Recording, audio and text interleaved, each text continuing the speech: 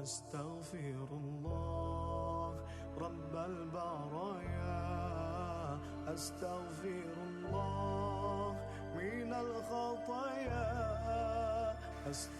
Assalamualaikum warahmatullahi wabarakatuh. Bismillah, innal hamdalillah, salatan wa salaman ala Rasulillah, amma ba'du. Jamaah Majelis Taklim dan santri sekalian yang dirahmati Allah Subhanahu wa taala. Satu ketika Nabi naik mimbar beliau yang ada 3 anak tangga. Namun ketika Nabi berada di tangga pertama, Nabi mengucapkan amin. Demikian juga pada anak tangga yang kedua dan ketiga.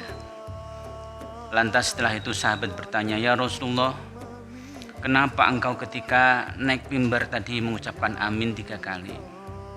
Rasulullah menjawab, "Saya ketika naik mimbar tadi ketemu dengan malaikat Jibril alaihi salam dan dia menyampaikan, ba'da man adraka Ramadan wa lam yughfar lahu."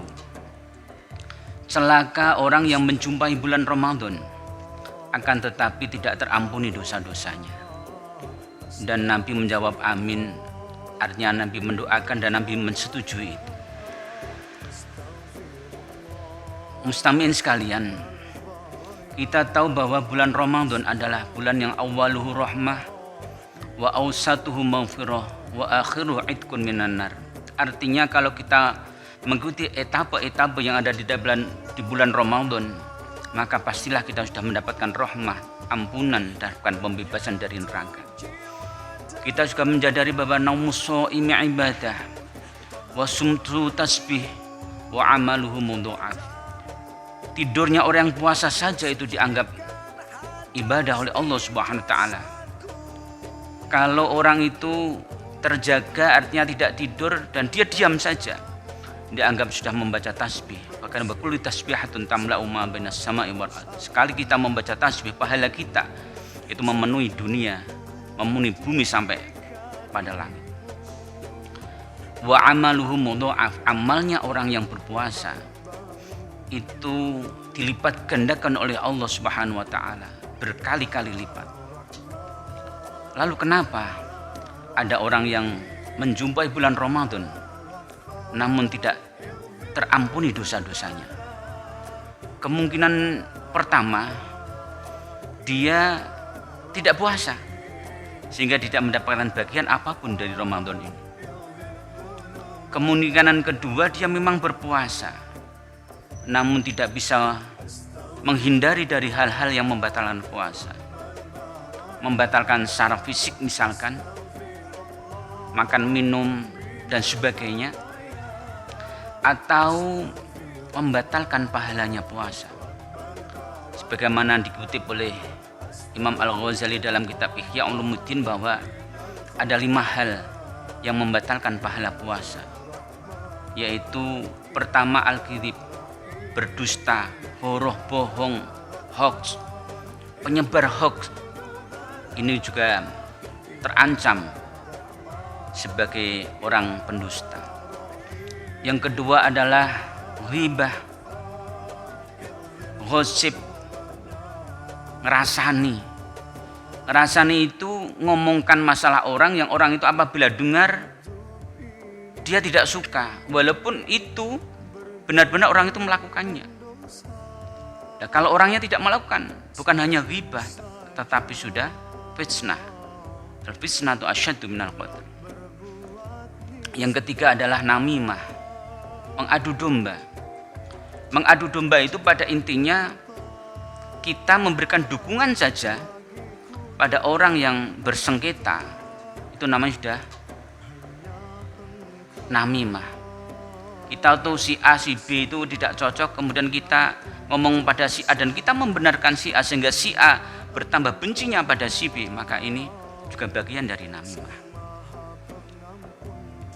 Yang keempat adalah al-yamin al-abus, sumpah akan tetapi palsu.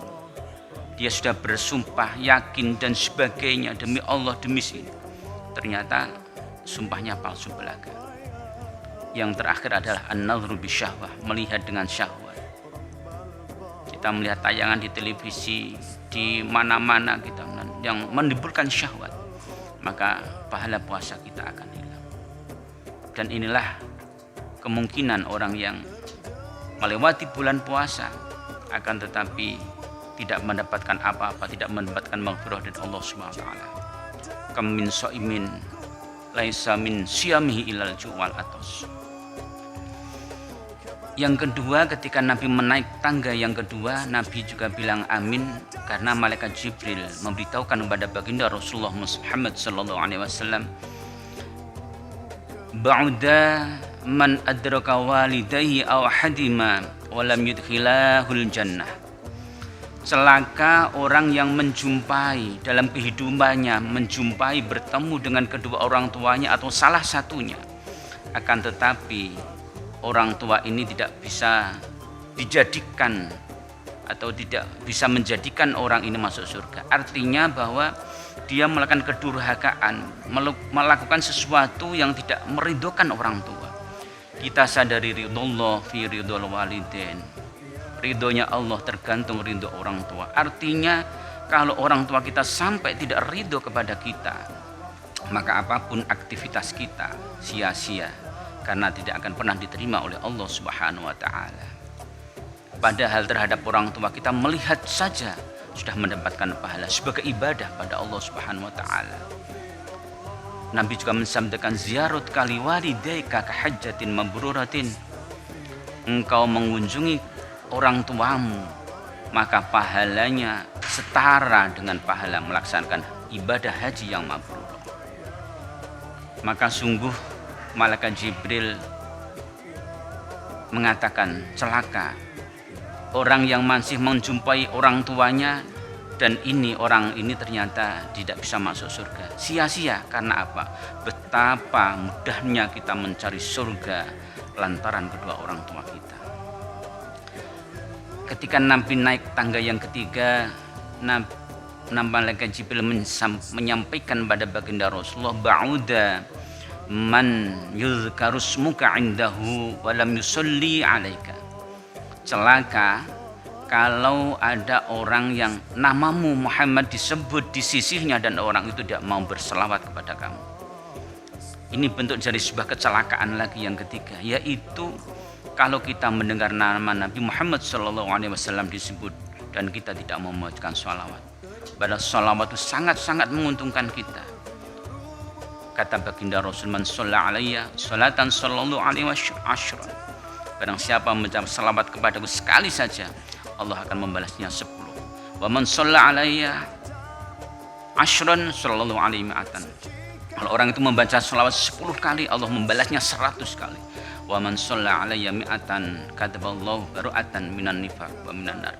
Kalau orang itu membaca salawat kepadaku 100 kali, maka Allah akan mencatat baginya orang yang terbebas dari kemunafikan dan terbebas dari neraka.